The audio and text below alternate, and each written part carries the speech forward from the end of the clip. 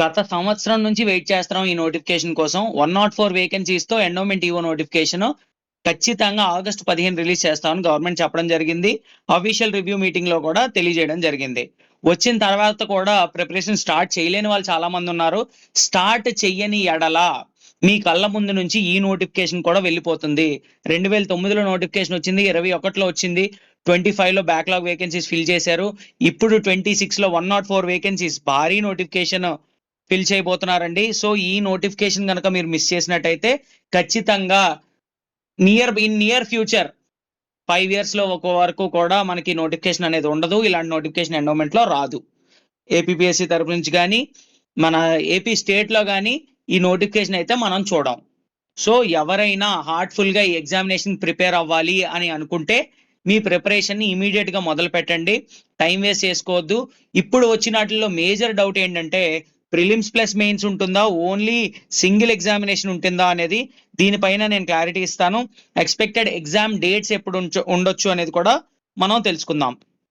So generally APPSC ఏ విధంగా fix చేస్తుంది?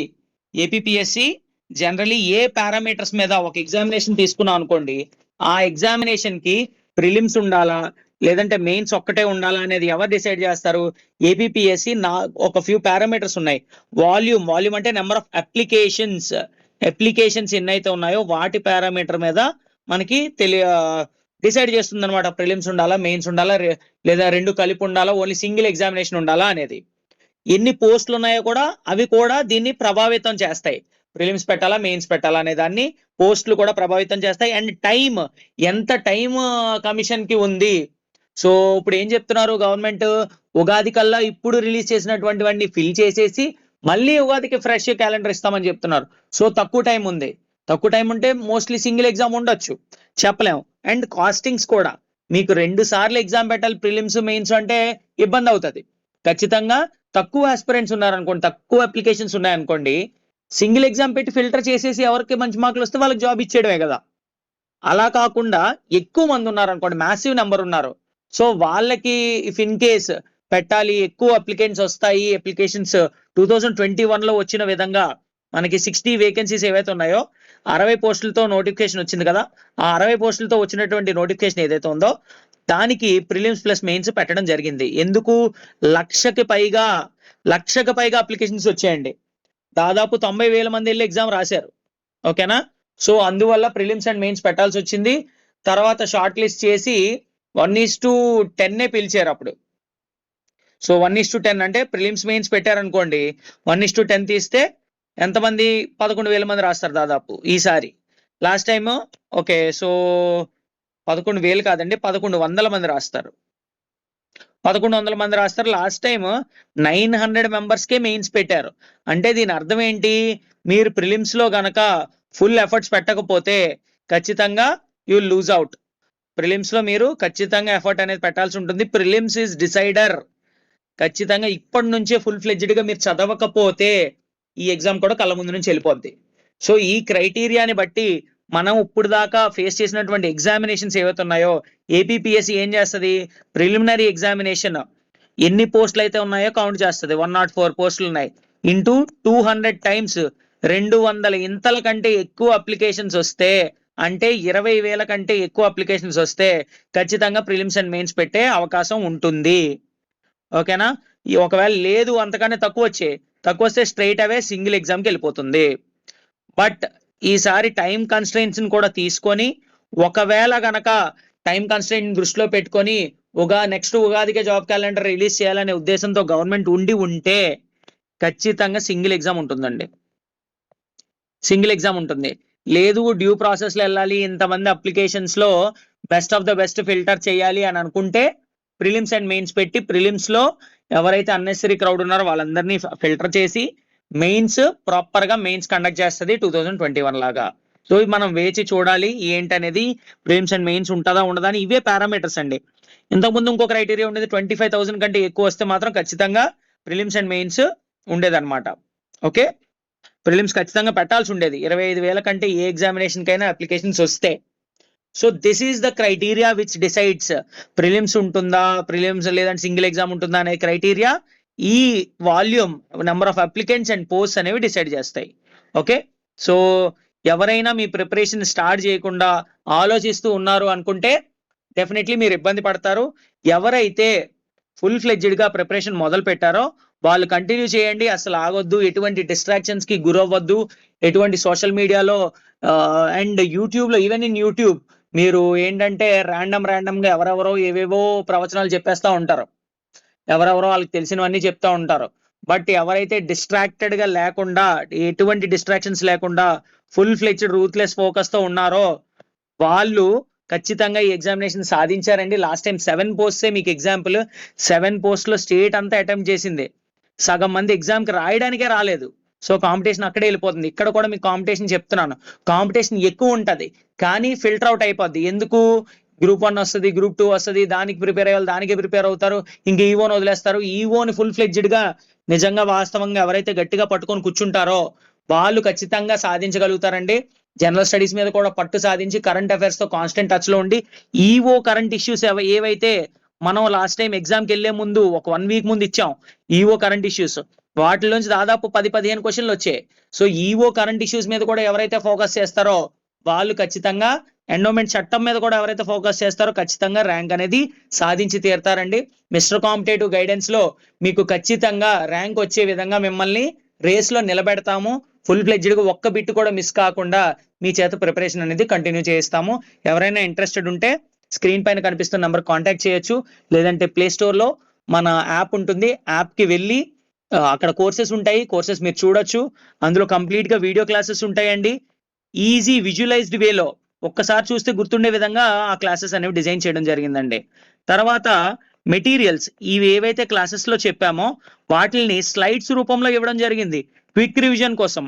దాని తర్వాత ప్రింటబుల్ పీడిఎఫ్ మెటీరియల్, ప్రింట్ తీసుకొని చదువుకోవచ్చు. ఒక డ్రైవ్ లింక్ ఇస్తాం, ఆ డ్రైవ్ లింక్ లో మొత్తం అన్ని మెటీరియల్స్ కి యాక్సెస్ ఉంటుందండి. ఓకేనా? సో వీటితో పాటు కూడా మీకు టెస్ట్ సిరీస్ అనేది కూడా ఇందులో ఇంక్లూడ్ చేయడం జరిగిందండి. టాపిక్ వైజ్ టెస్ట్లు అవ్వచ్చు, అండ్ సబ్జెక్ట్ వైజ్ టెస్ట్లు అవ్వచ్చు, గ్రాండ్ టెస్ట్లు అవ్వచ్చు, ఇవన్నీ కూడా ఇంక్లూడెడ్ గా ఉన్నాయి. చాలా మంది ప్రిపరేషన్ మొదలు పెట్టారు. మేము ఎక్కువ నెంబర్ ఆఫ్ స్టూడెంట్స్ ని మేము ఎక్స్పెక్ట్ చేయట్లేదండి. ఫస్ట్ సెపరేట్ అయిపోతారండి. ఎవరైతే ర్యాండమ్ గా చదువుతున్నారో, ఏదో వచ్చింది కదా పెడదాం అనుకుంటున్నారో వాళ్ళని మేము అంత ఎంటర్టైన్ చేయట్లేదు, ట్రైన్ చేయట్లేదు కూడా. ఎవరైతే కాన్స్టెంట్ గా మాతో టచ్ లో ఉంటూ ఫుల్ ఫ్లెడ్జ్డ్ ఎఫర్ట్స్ పెడతారో వాళ్ళకి ర్యాంక్ వచ్చే విధంగా వాళ్ళని తీర్చిదిద్దడం జరుగుతుందండి. సో ఎవరైతే పక్కాగా ఎండోమెంట్ ఉద్యోగం సాధించాలనుకుంటున్నారో ఖచ్చితంగా మనల్ని సంప్రదించండి. మనకి వచ్చిన ర్యాంక్స్ తెలియజేస్తున్నాయండి. గత నోటిఫికేషన్ ఏదైతే 2021లో వచ్చిందో 32 సెలక్షన్స్ వచ్చాయండి ఫుల్ ఫ్లెడ్జ్డ్ గా. లాస్ట్ నోటిఫికేషన్ 2025లో 7 పోస్టులే రిలీజ్ అయితే అందులో 3 పోస్ట్ మిస్టర్ కాంపిటేటివ్ స్టూడెంట్స్ సాధించడం జరిగిందండి.